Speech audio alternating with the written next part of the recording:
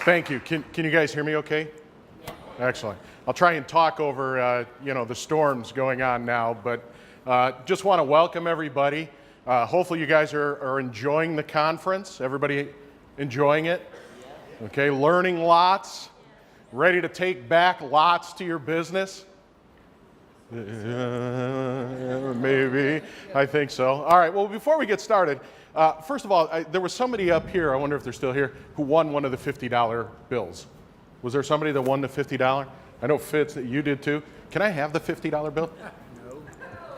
Why? I promise you I won't give it back. I know. No, but I do have a question. Why won't you give me the $50 bill? I mean, I told you I wasn't going to give it back. It's a trust thing.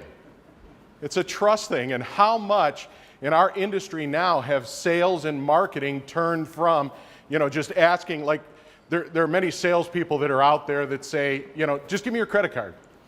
Give me your credit card, I'll get it done for you. But it's about trust. It's about gaining that trust. So those people aren't going to hand that money over to you until you establish that trust. And that trust is really worked through two-way communication. We're going to talk about that two-way communication today. So what I need to do is, first of all, to establish trust, people need to know who you are. So I'm going to tell you a little bit about myself, okay? We all heard I'm Vice President of Marketing at PagePath Technologies. And by the way, after I tell you a little bit about myself and we gain that trust, I'm hoping that at the end of the session, everybody's going to walk up and hand me that $50. So, but anyways, I've been in the printing industry for more years than I want to admit. Started out working in college, delivering printing in the city of Chicago, schlepping carts down the street, through the loop, up through buildings. Worked my way up into desktop publishing. How many people out there, I'm going to show my age here, how many people up there out here remember old digital typesetters where you'd set the paper and then you'd go and expose it and then cut and paste and wait, waxers? Anybody remember waxers? Yeah, okay. So still use them. So, in burning flats, it would take you sometimes 2 hours just to make one plate with multiple burns. So I've been doing that for years. I did desktop publishing when it came along. I also general managed a shop in the city of Chicago, ran the shop. And unique how I got with my order desk, or how I came to be from my order desk, is I was one of their customers. I had an account. There was a great account that came to me and said, listen, we're looking for some sort of way to buy online. We've got 2,000 offices across the country need to buy. You got nothing, so we're probably going to have to look elsewhere. Found my order desk, learned it in a week, went and proposed to that customer, and was able to get a $250 million a year stationary program through this customer by using my order desk. So it's a great tool, but I'm actually not here to talk to you today about my order desk. I'm here to talk to you today about how can we take this marketing and how can we utilize that to grow our business. And before we go on, I got a few disclaimers to talk about here. First of all, I have no content left thanks to John Foley over here. Give John a hand, by the way. Wonderful job. And all the speakers here this weekend, I've learned an awful lot. I was telling John earlier that in his session this morning, I'm sitting there in my chair in the back, and I'm like going like this. I'm trying not to jump out of my chair and go, yeah, all right, John, way to go. That's what it's all about. So a lot of what you're going to hear from me is just reinforcing what John says. And I think that's an excellent thing, because I think what that's going to do is tell you guys how important all of this is to your business and to being successful. The other thing, the disclaimer that I want to talk about, first of all, I apologize to the video guy back there because I move around a lot. So he's going to be, and also, what I'm going to teach you today is not only going to be useful for you, for your companies, but it's going to be for marketing your companies, but it's going to be useful for you, for your customers as well. So hopefully you're going to walk away from this, you're going to say, yeah, I can do that for me, but then I can also offer that to my customers. Okay? So keep that in mind. So the question is, what is inbound marketing? And I think John described it very well. I'm going to describe it again to you, but I want to start off with a little story that kind of illustrates not just inbound marketing, but adopting inbound marketing and adopting new things, okay? So a few months ago, I was talking to this printer, and they have this beautiful storefront in a strip mall. Anybody familiar with, storefronts in strip malls and stuff like that? They were running a great business, a great printing business. Until one day, right next door to them, in the office space next door to them, another printer opened up business. Right next door. And they put this huge sign up right next door, and that sign said, "Cheapest printing in town." So of course this guy was a little panicked. He's like, "Oh my gosh, I'm gonna lose customers. I gotta figure something out." So he's just, really thinking away. And then about another month later, next to him on the other side, the vacant spot, guess who moves in? Another printer. And what do they put? They put this huge sign up that said, "Best service for printing in town." So he's got somebody on the right side that's saying, "Cheapest printing," somebody on the left side that's saying, "Best service." He's killing himself saying, "What am I going to do?"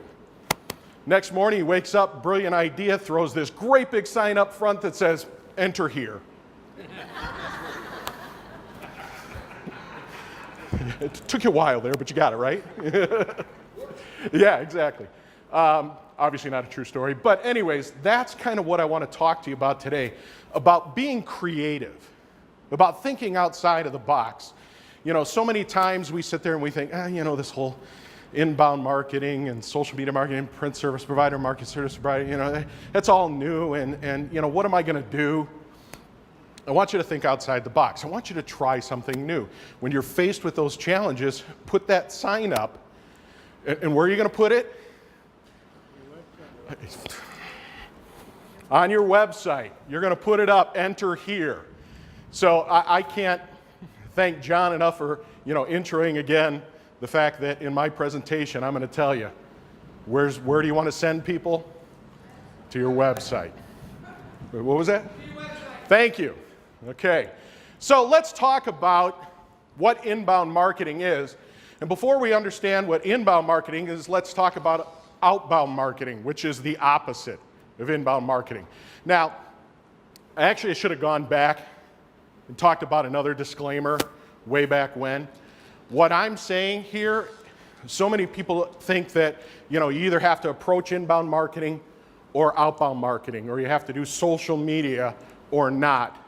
It's about integrating both. It's about approaching people in the networks and with the communication that they want to hear and that they're used to hearing. Okay, so just because we're comparing inbound and outbound marketing doesn't mean either one is better than the other, but there are some definite benefits.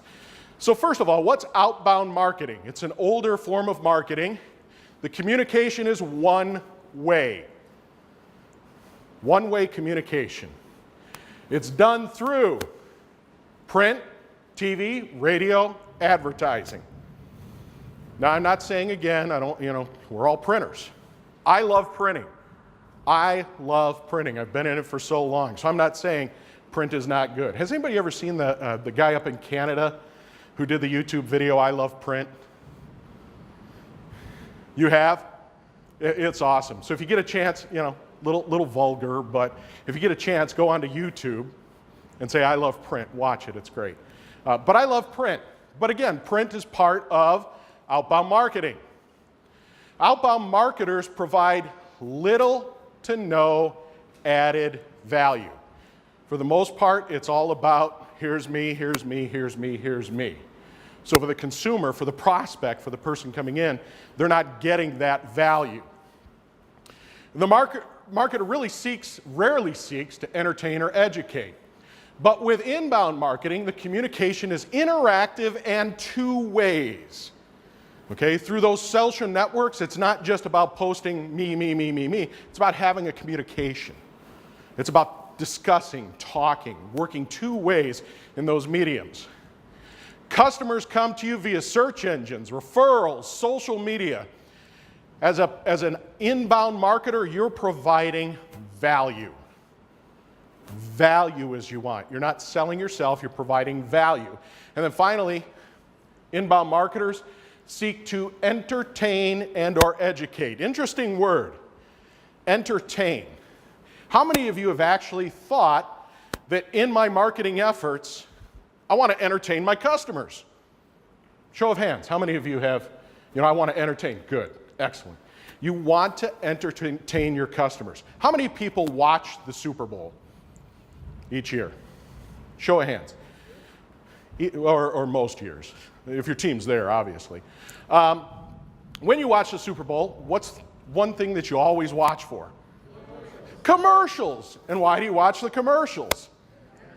They're entertaining. So why can't you entertain? Make those YouTube videos. Do something fun, something goofy, something that people are going to look at and go, wow, that was funny. I want to watch that again, or I want to look at it again, or I want to read that again. Entertain your prospects, because you know what? When you entertain them, they're going to remember you. They're going to remember you if you entertain.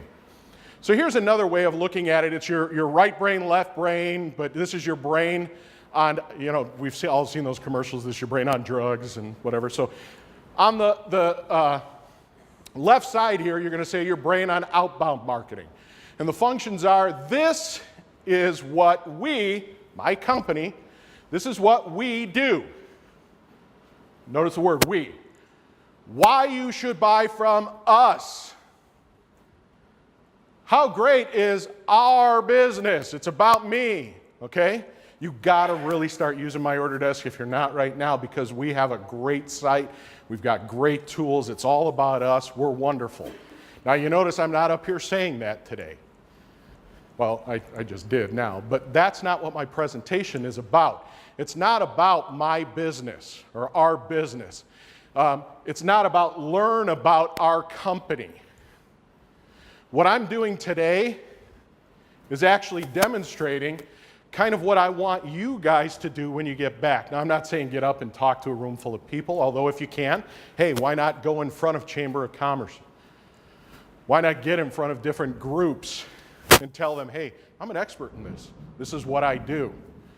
But your brain on inbound marketing, it's all about read our blog to learn more. Learn more. Now, you notice it doesn't say learn more about me.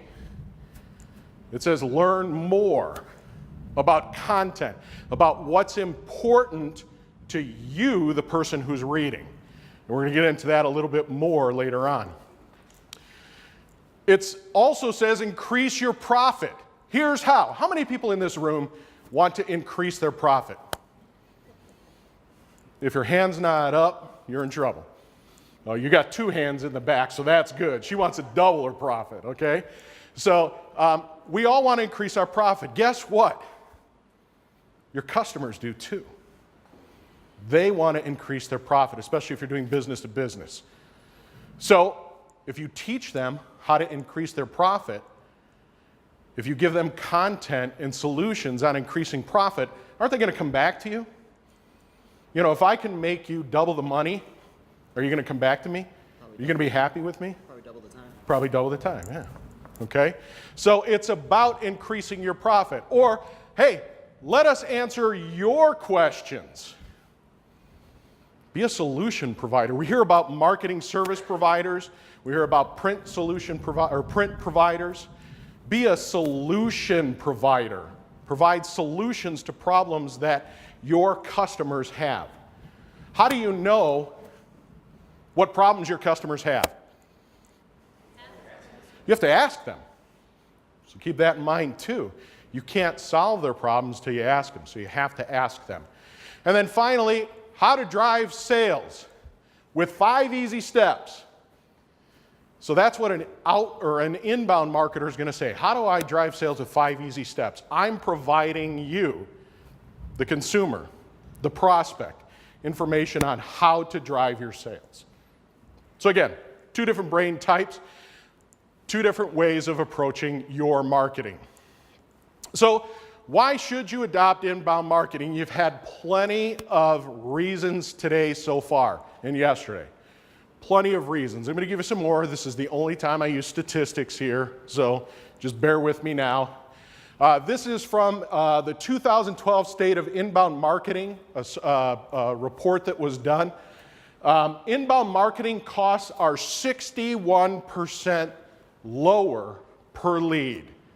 So generating leads with inbound marketing, the cost is 61% lower than outbound marketing. Okay, so you're getting more bang for your buck.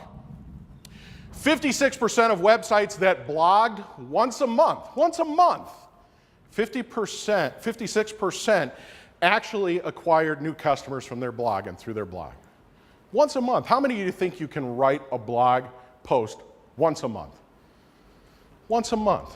Now, let's, again, it was hard to see where I was back there, but once again, who here has a blog?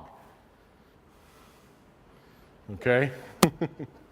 Who here is writing down on their sheet of paper right now in front of them, when I go back, I'm starting a blog?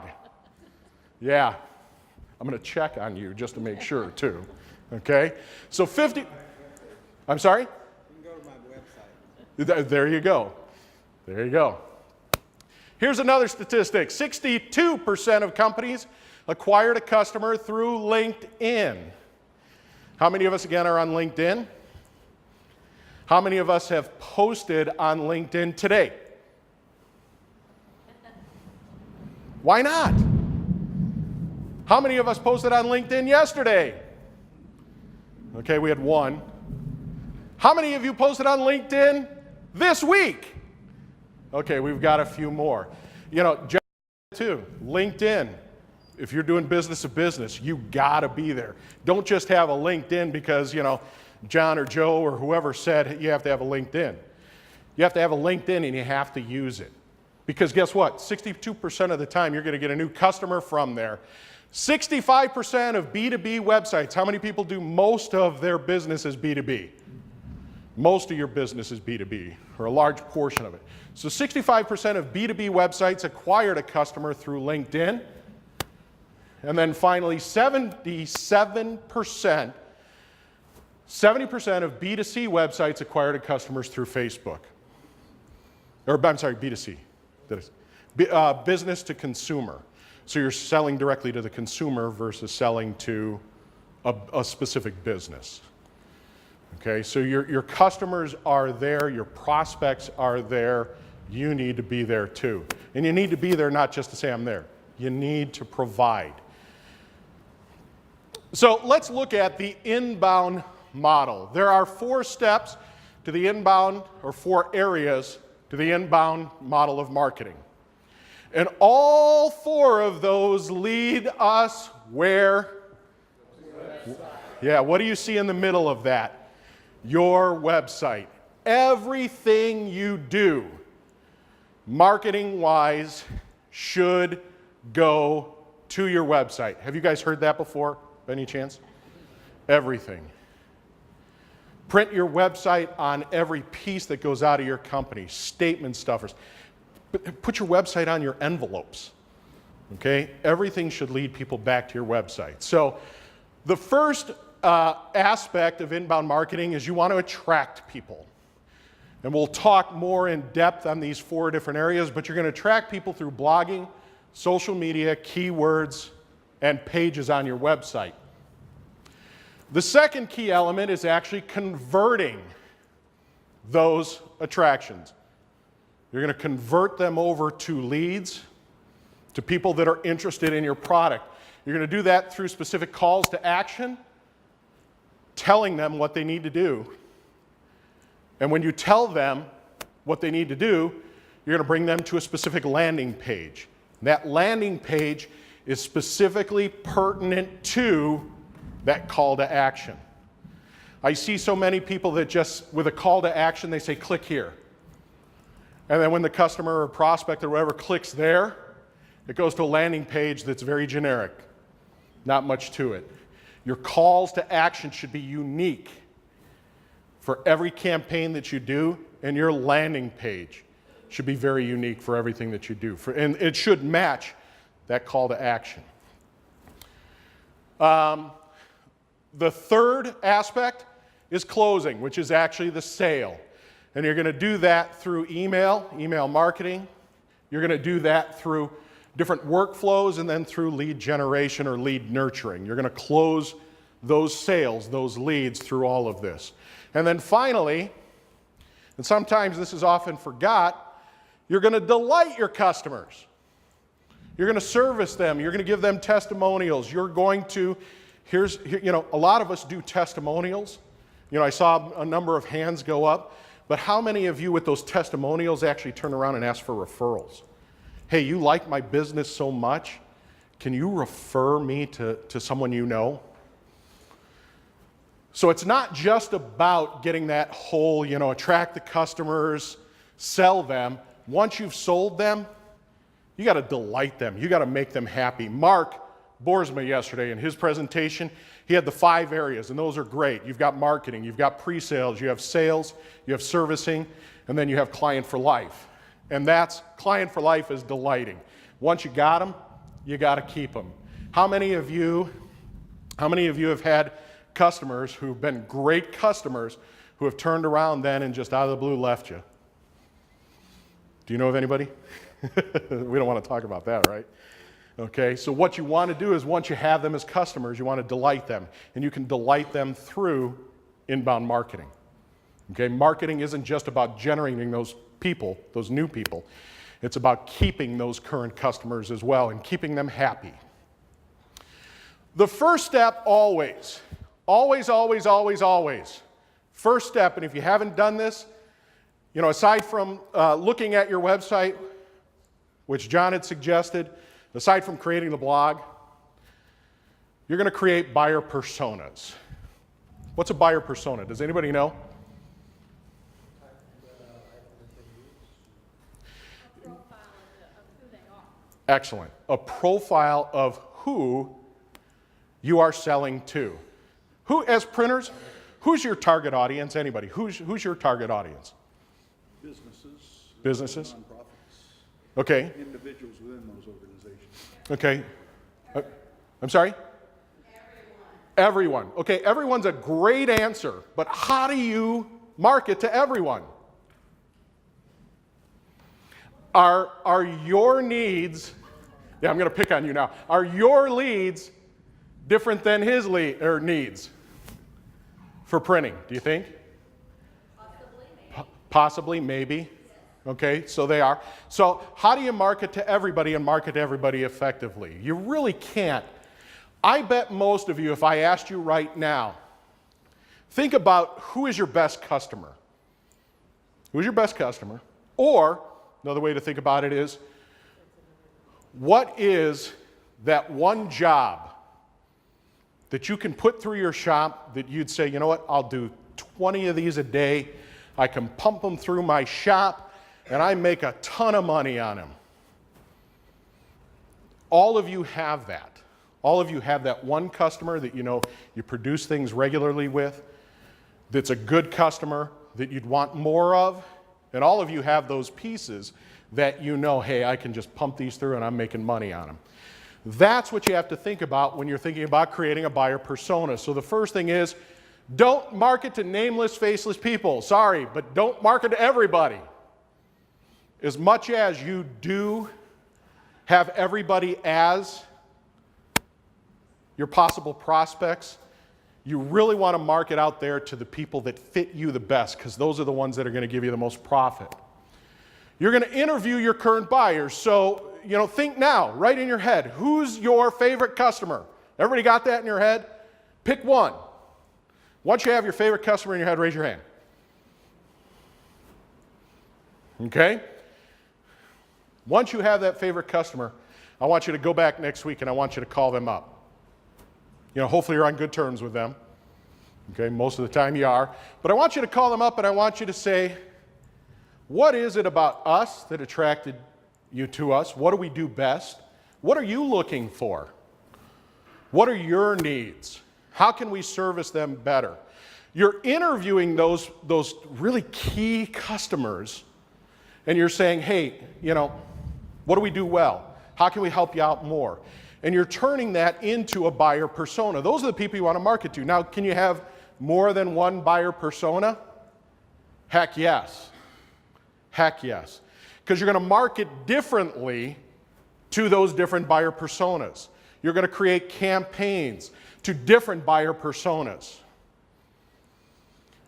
Each buyer persona has different needs. We know that. Do not talk about your product when you're talking to a buyer persona or when you're developing a buyer's persona. It's not about your product. It's about solving their problems. It's about what's helpful.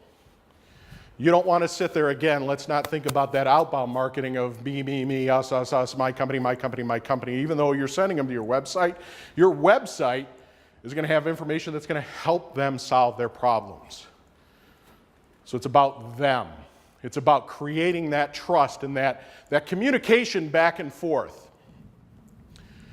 Know about your buyer personas in extreme detail.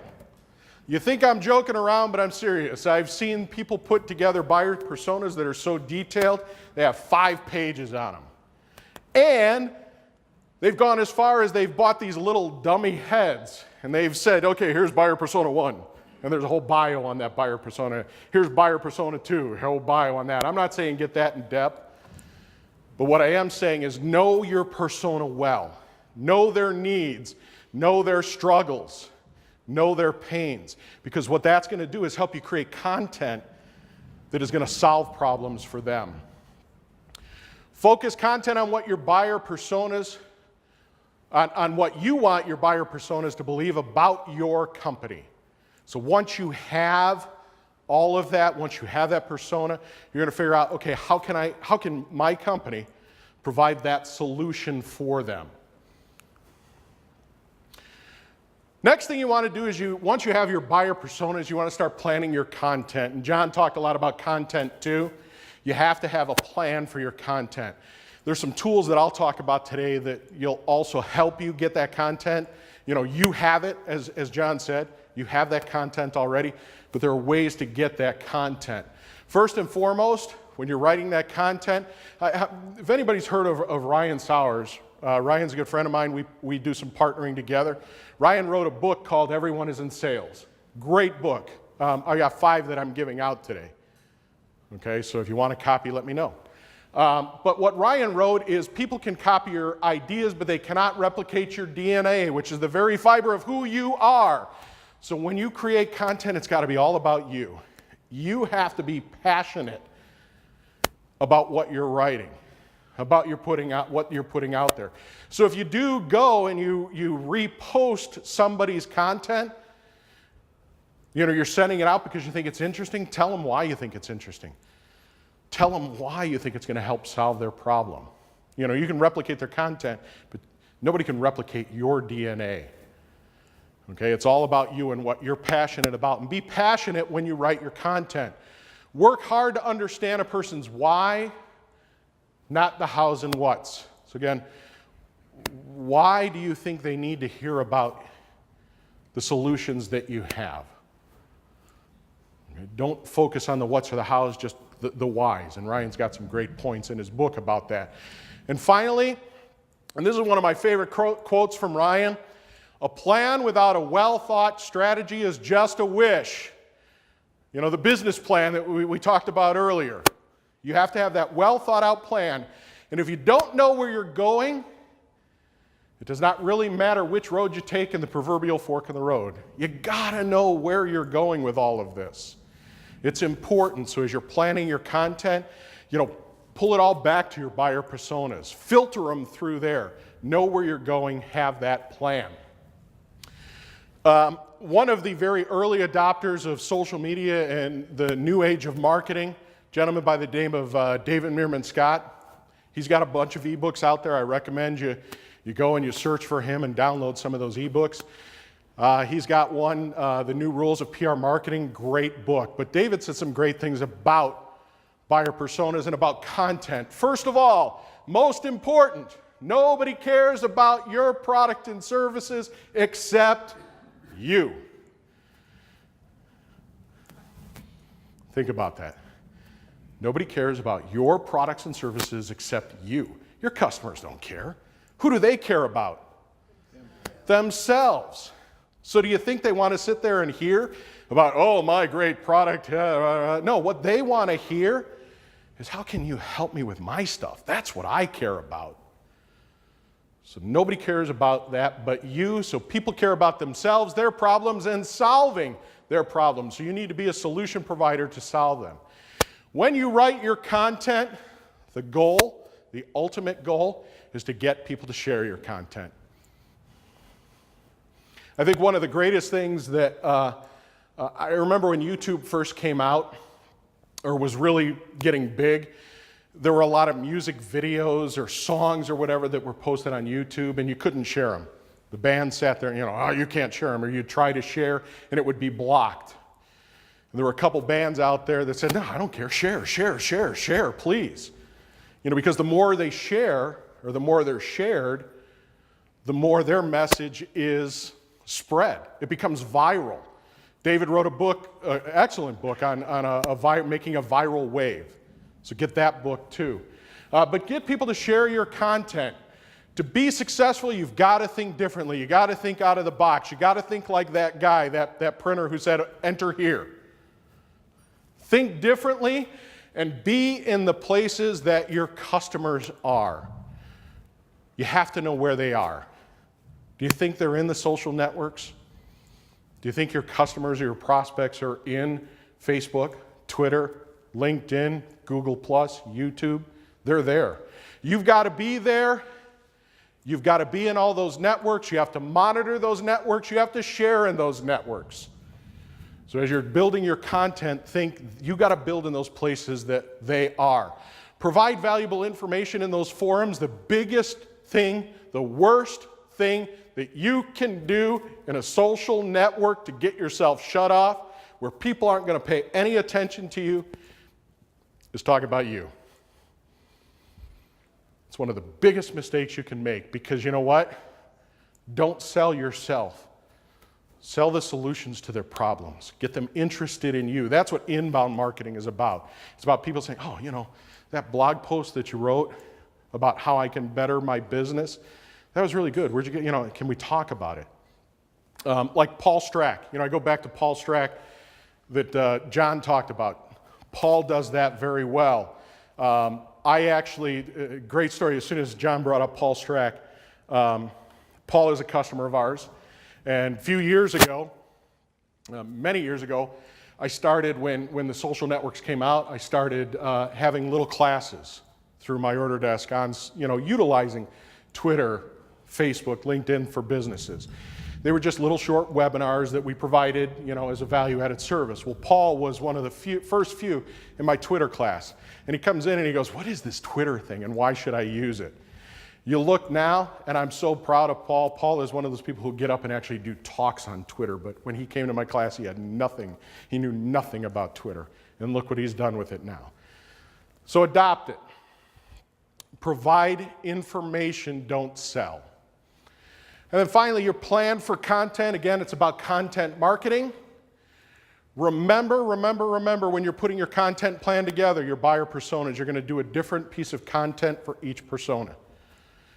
Whoever you're targeting at that point, and you're going to put that calendar together of who am I going to target, or what am I doing, you're going to filter that through your buyer personas.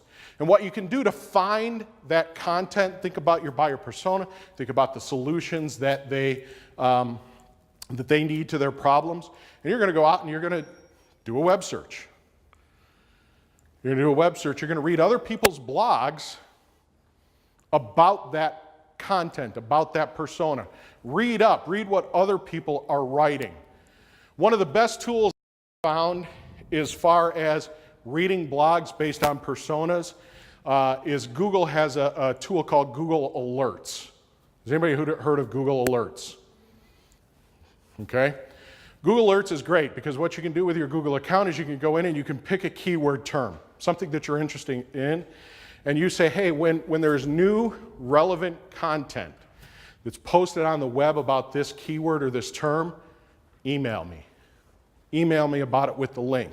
So then what you can do is take that alert and start putting a content library together. So you're going to search those keywords and you're going to create that content library based on your buyer personas, based on your keywords. Another good tool for creating that content library, has anybody ever heard of a product called Evernote? Anybody use Evernote? Okay, you've heard of it. Do you use it at all? Every day. Wonderful tool.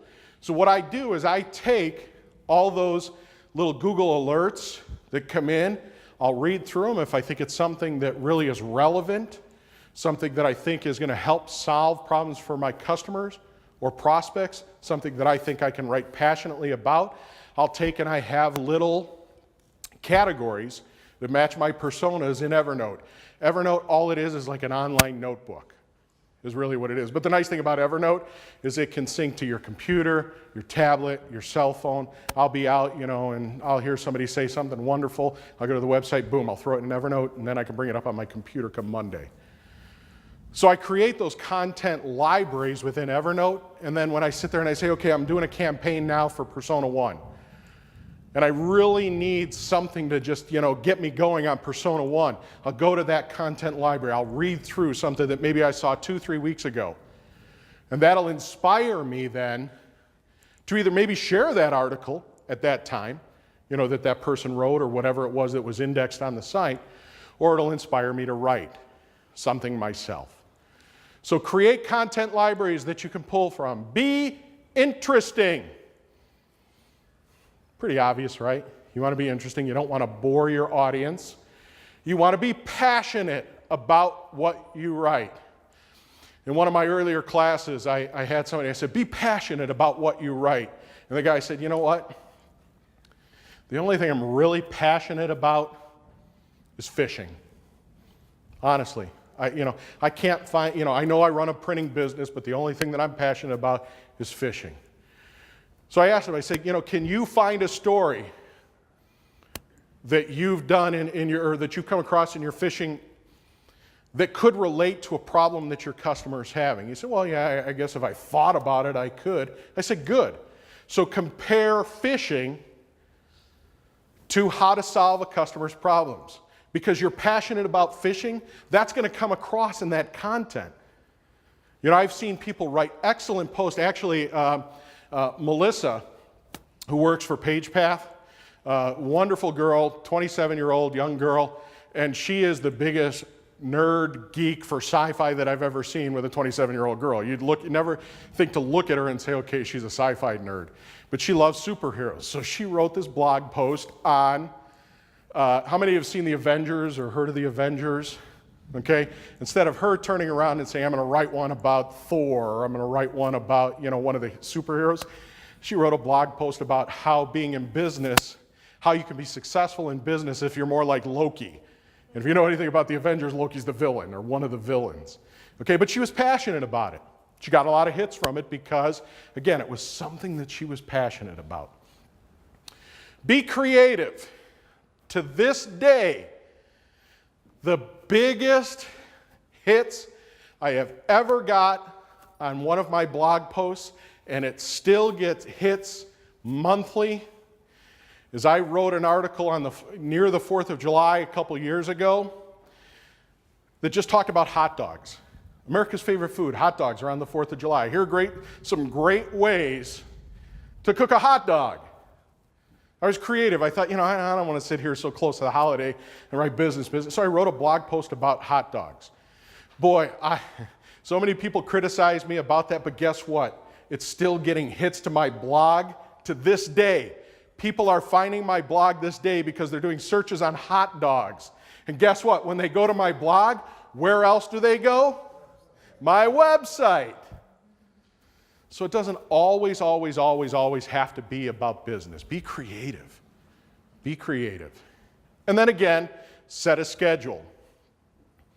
Do you have to blog every single day? Well, in a perfect world, yes. In a perfect world, yes. But we're not in a perfect world. A lot of us here don't have the time or the capabilities to write a blog post every single day.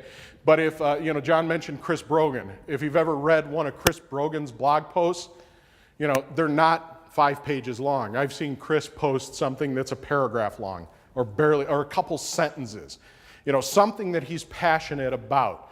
So create that schedule based on, again, your buyer personas, based on campaigns that you want to set forth, and create that content and post to a schedule. So let's first talk about attract. And again, we talked about those 4 modules of inbound marketing. The first is attract. How do you attract people? Well, the biggest, best way to do it is by blogging. Why? Anybody know why? John did talk, I'm sorry that I keep referencing John, but so much of what he's saying is so much of what, I wanted to say. When you write a blog post, you're writing unique content, new content, content that is rich with keywords. Hopefully, you have those keywords, those things that are going to relate to your buyer persona. Google loves new content. Loves new content. So when you're writing new content on a regular basis, Google's crawlers are going to hit that site of yours, and they're going to index it.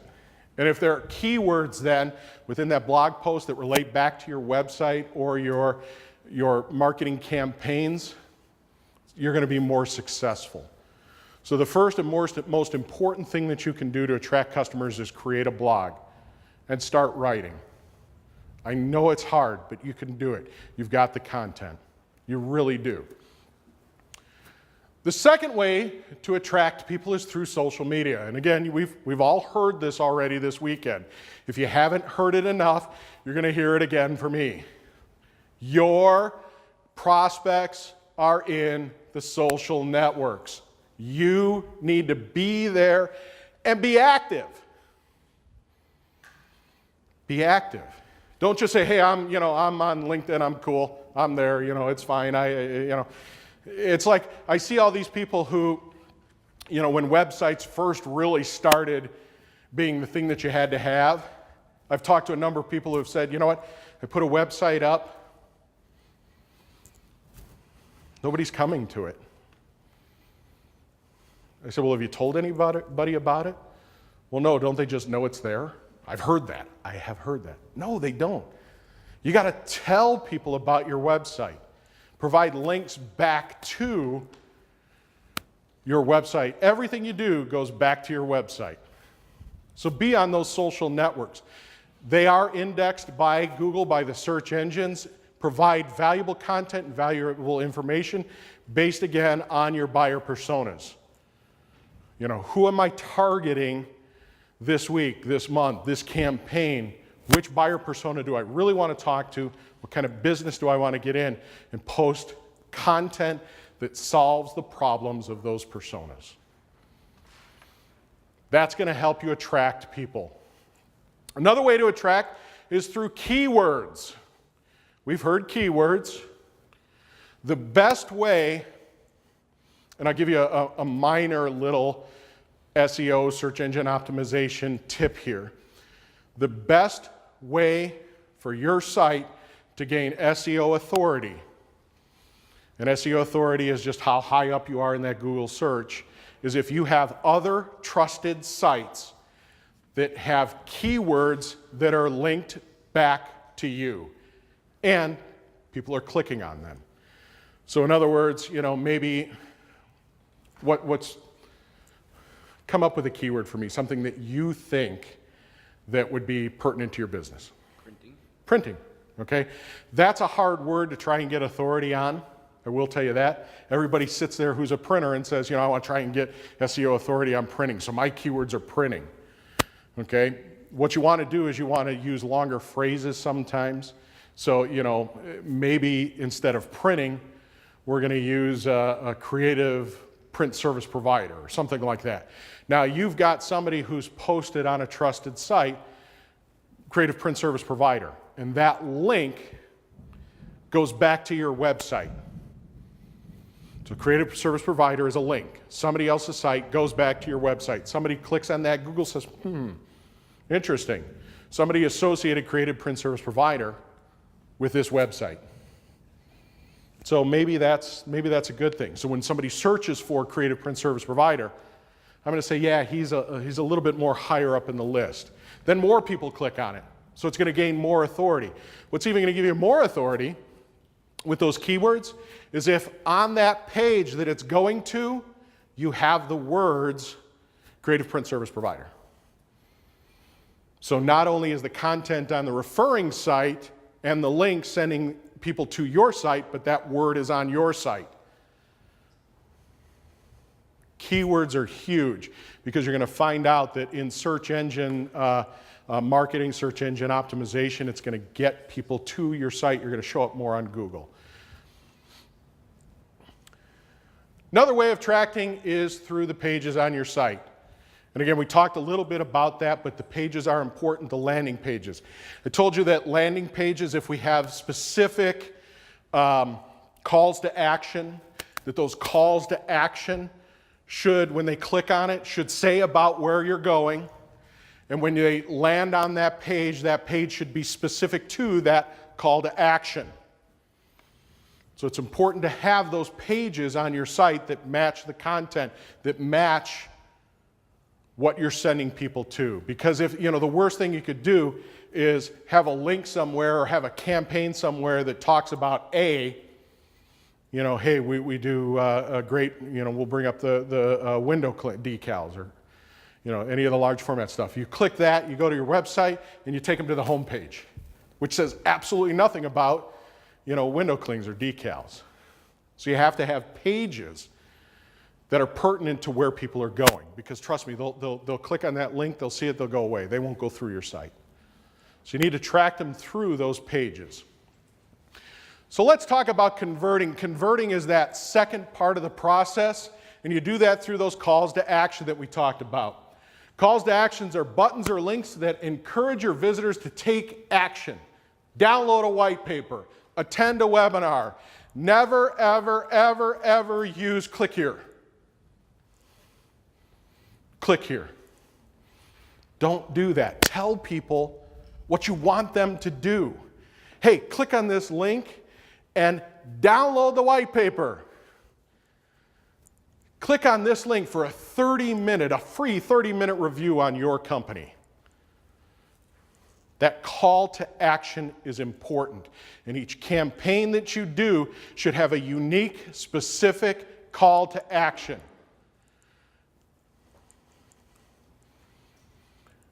Another way of converting is through those landing pages. And again, we've talked about this again. So landing pages need to be pertinent to your call to action. Important things on your landing pages. You need to have content that's pertinent to what you're giving them to the call to action. And you really should have on those landing pages forms that your customers are going to fill out. You want to get that information that now you can take and nurture that customer. You want to get their name, you want to get their email address, and you do that through forms. Forms on the site will get that information. Your visitors know, they're very smart these days. I mean, how many of you people know when you click on something, a link, and you go to a page and there's a form that you have to fill out and it says email, how many of you look and go, I know, I'm going to put my email in here and somebody's going to be sending me email. Or I'm going to put my phone number in here and I know somebody's going to be giving me a call. We all know that. So how many times do you walk away and don't do that? Because you know I'm going to get that sales call. So on those forms, you do have to have that pertinent information that you need. And on that landing page, you need to provide a reason for them to fill out that form because they know that they're going to get that phone call or that email. So you need to give them something enticing enough that's going to get them to say, okay, I'll give it away. I'll give it away. This is an awesome white paper. I think I can use it. Or this is an awesome webinar that I think I'm going to attend because I know the content in there can really help me out. They're not going to give it away for no reason.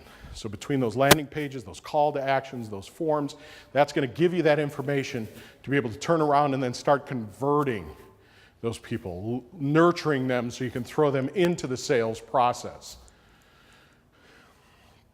Keep track. This is one of the things that I think Mark Boersma talked about it yesterday, but this is the one thing that a lot of people don't do. You get those leads, somebody is filling out the form, and then what do you do with it? Well, maybe you have one Excel spreadsheet over here that has the contact information from this campaign, then you have another one over here. That contact information, Sure, you want to separate it out for tracking to know where they came from, but you should have really one database that it's all stored in, so you can go and say, hey, I'm going to segment my database, and I'm going to do some marketing to this section of the database or that section of the database. But you need to keep track of those leads in a centralized database. It helps you make sense out of every interaction that you have. And if you've got a good program that keeps, or a good application that keeps track of those contacts, make sure it all goes into one place. It's going to help you convert those leads that are coming through and nurture them a lot more. And then there's the closing process. This is when, it goes into sales. And again, as Mark said, and you've probably heard before, there are two distinct areas. And with Mark, there's actually three distinct areas. There's marketing, there's pre-sales, and pre-sales is going to nurture those leads. They're going to qualify those leads. The last thing you want to do is pass off to your sales rep somebody that's not interested, really. So you want to be able to qualify those, pass those on, and then go into the closing. And you do that a lot through lead scoring, so develop some sort of a numbered system. For example, we have a numbered system on our lead scoring, which is 1 to 5, very simple. And what we do is we say, okay, a number 1 lead is someone who just, for the most part, raised their hand. They're just, hand raisers. They signed up for a webinar, filled out a form. A number 2 lead is somebody that has expressed a little bit of interest, or actually we've had some sort of interaction other than them filling out a form with. So we've talked to them, or we've exchanged emails back and forth. We've had some sort of a conversation with them. A level 3 lead is somebody who then has turned around and said, I might have a little bit of interest in your stuff.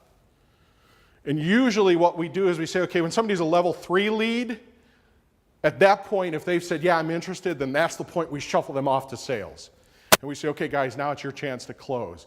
And then we have number 4 and number 5. Number 4 lead is somebody who actually has said, yes, I have the need for your stuff, for your service, for your product. I have that need. And number 5 is somebody that has said, I have that need, and I've got budget, and I've got somebody who's saying, I got to buy it. Okay, so you have that qualification system in there, so then your salespeople, if you've got separate salespeople, they can look at that and they can see where in the process that is through the lead scoring. Another thing is email. You want to, we actually send out through, how many people have heard of Bill Farquharson, Kelly Malozzi? Kelly Malozzi, okay. I talked with Kelly Malozzi, who also is another coach in the industry on sales. Kelly said that when she instructs printers in sales, that when you've got somebody who's close, who's, they're really there, she goes, I tell you, go at them for a week or 2 with emails. Not every single day, but, send them an email. Hey, where are you at? What can I do? How can I, make it so that, you're ready to say yes? So you can work those closes through emails, through phone calls. Another way of closing is offer them case studies.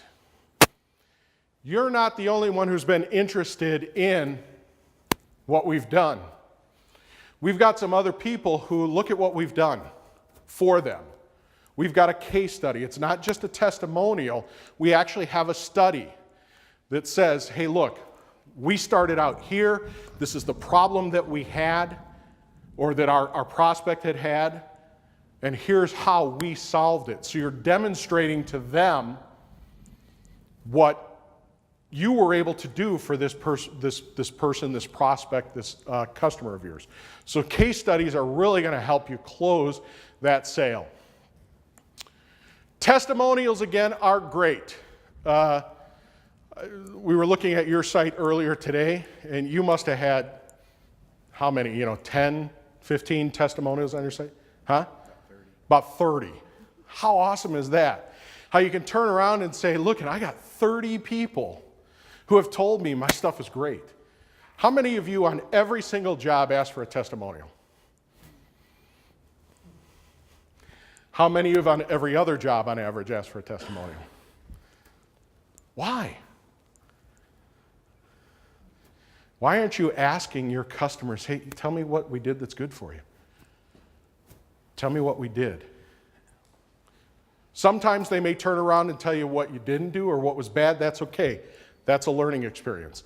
Even the people that you know that things went bad on, ask them that question. Because you can learn from that, and you can take that as an opportunity to fix things too.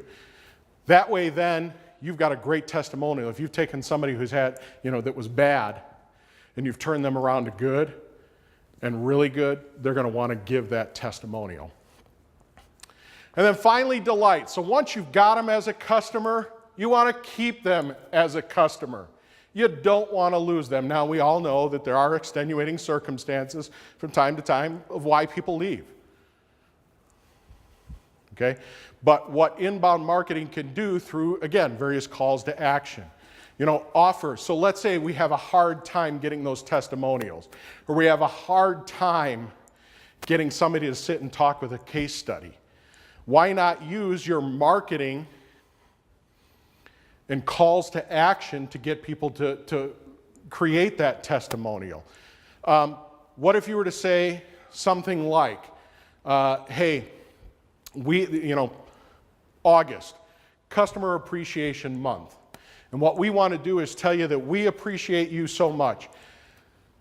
We appreciate you so much that if you fill out this form and tell us why we've done good for you, we're going to give you a $50 gift card. You've got that call to action. You've got something that they're going to get for filling this out, and now they're going to fill something out. Something that I use and that we're giving away, just to kind of give away one of my little trade secrets here. There's a company called Restaurants.com. I don't know if you guys have heard of it. Online solution. You can buy in bulk $50 Restaurant.com gift cards for $6 a piece. Why? Anybody know why? Here's how Restaurants.com works. When you have that card, they can go to a number of different restaurants. And usually they're local, so they're not the big chains. They're local to the area. So you go to Restaurant.com, you pick out a cuisine. I'm in the mood for Italian tonight. Show me all the Italian restaurants in this area. You'll see all the details on the Restaurant.com website. You say, I want a coupon for this Italian restaurant. You click on that link, and you fill out a form. Guess what Restaurants.com has now? Your information. They feel your information is more important than, the $50 or $43 or whatever that they're giving away. But here, your customer doesn't have to know that. Now you guys know it, so it's devalued the Restaurant.com cards a little bit. But hey, you get $50. So why not, give these to prospects or customers? I mean, it's costing you $6 in bulk, but you're giving away $50. And who here likes to eat, by the way? Anybody? Who here needs to eat? Everybody needs to eat. It's something that everybody's going to use. Okay, so, be creative. Be creative with what you do. Delight your customers through social media. Again, once they're customers, you need to keep them customers. How do you keep them customers? You continue to provide them with content that helps them solve their problems. Just because you've done work with them doesn't mean you solved every single problem that they have. You'll probably never solve every single problem that they have. But you still want to continue to help where you can. Because the more you help, the more they're going to remember you, the more they're going to come back to you. And then again, through email marketing, John brought it up again, e-newsletters. Everybody needs to do an e-newsletter or even a printed newsletter. Provide those newsletters to your customers and don't say, don't go in and say, this is the best way to put together a 4-color process document for when you send it to us, or, look at our new press. And, sure, you want to show off the fact that you've got this new technology, but again, what do I care? When you put those newsletters together, provide them with content that, again, is going to be interesting to them, that they're going to want to say, we don't really do e-newsletters, but again, through Bill Farquharson and Kelly Malozzi, We repurpose their content, and every Friday Bill does a thing called Short Attention Span Webinar. It's a 10-minute little pre-recorded webinar that both him and Kelly Malozzi do.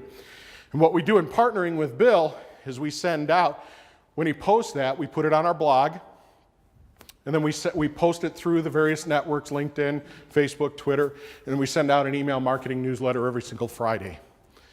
We've gotten to the point where and I'll probably, since I wasn't there to do it today, because usually I'm the one that does it, I'll probably have some emails by the beginning of next week, hey, where was that?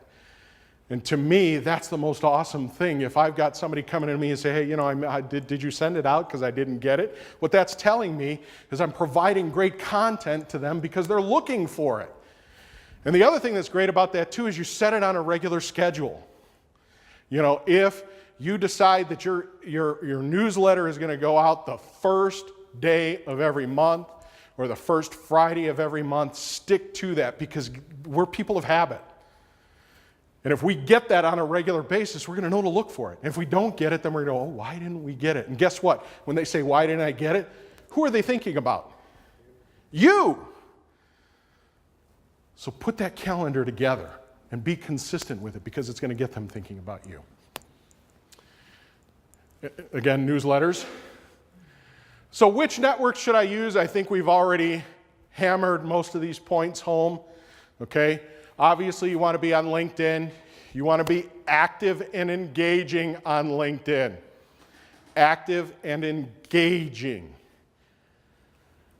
Facebook. Facebook is probably more B2C than B2B. But again, you still want to be there because your customers are there. Who knows? You never know. Maybe one of your customers on a Friday night sitting at home on Facebook and boom, all of a sudden they see something you posted on their page. They may not be consumers, but they work for a business that you do business with. They're still there. They're going to see that. And again, if it's an engaging article or an engaging topic and you get them to comment.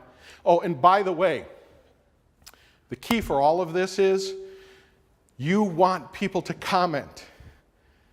You want people to share. So encourage them. At the end of all of your posts or your content, you say, well, what do you think? What do you think about what I just wrote? You want to get them to comment. That's huge. Twitter, and each one of these networks that you go to has a different way of approaching it. You're going to approach Facebook much more differently than you're going to approach Twitter. Twitter's more of a conversation back and forth. Okay, so you want to be there. You want to converse. You want to monitor. YouTube, obviously we've talked about that already.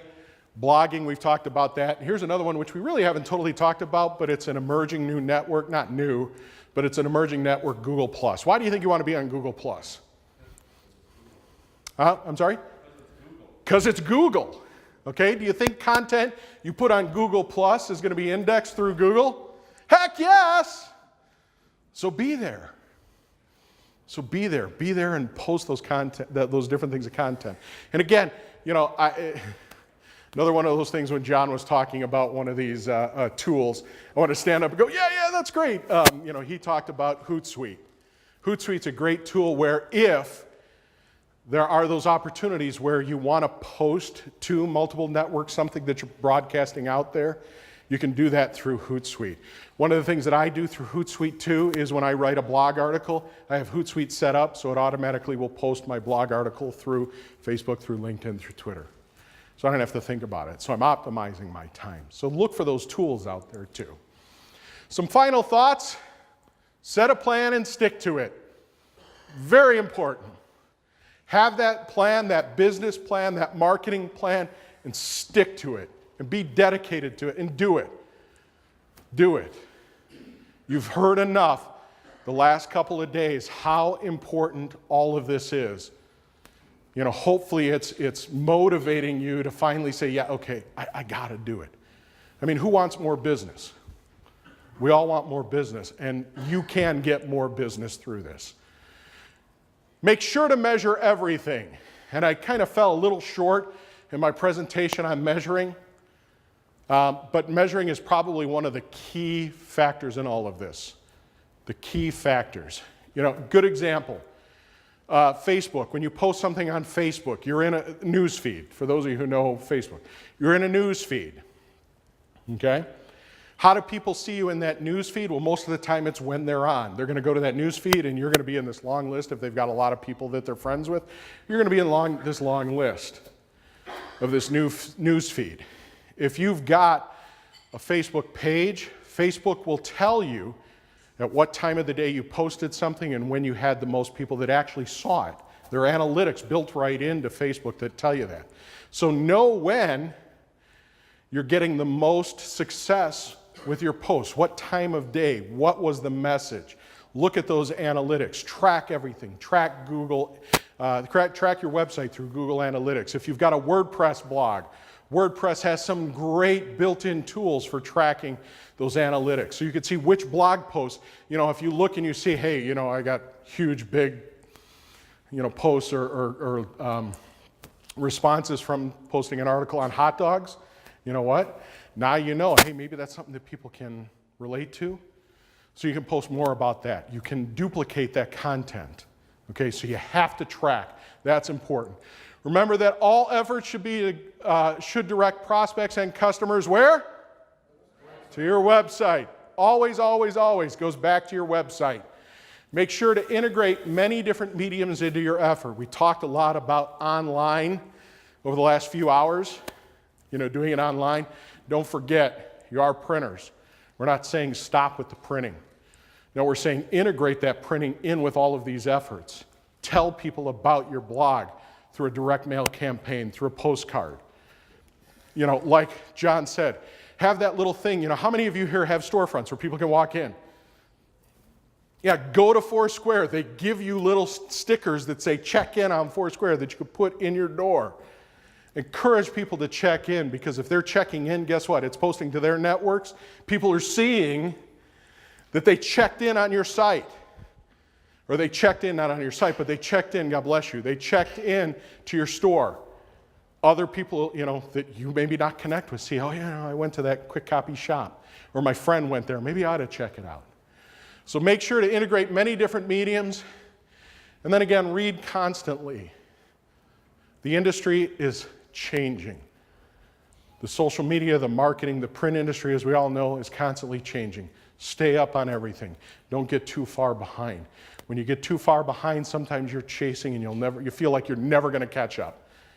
So stay on top of things. Get yourself entrenched and constantly read. Tell yourself every Wednesday night, when I go home and before I go to bed, I know the last thing I want to think about is work, but you know what? Every Wednesday night, before I go to bed, I'm just going to read an article on how I can market myself better, how I can increase my business, or what's new out there. Take one day a week, and read before you go to bed about your business. Very important. Be patient and give it time. One of the biggest mistakes that people can make is realize or think that inbound marketing, any form of inbound marketing, is going to start generating leads tomorrow. Could it? Sure. But really, it's all about generating that trust. It's through that content. People are going to build that trust with you over time. It's got a much longer rate of closing from contact to close, but you're going to be more successful when you start the ball rolling. So be patient. Give it some time. Set a plan. Set a plan and say, you know what? 1 year from now, here's my plan. Here's what I want to achieve with that plan. Here's what I've measured. Have I achieved it? And if you have, great. Improve it more. If you haven't, then figure out where you went wrong. But give it some time. Don't just say, okay, in 2 months I'm going to look at this and say, it didn't get anything, so I'm going to move on to something. So give it time. That, I'm going to ask for questions. Anybody have any questions or comments or thoughts? So thank you very much, everybody. Have a continued wonderful session. Hope you guys learn a lot. Thanks for allowing me to be here.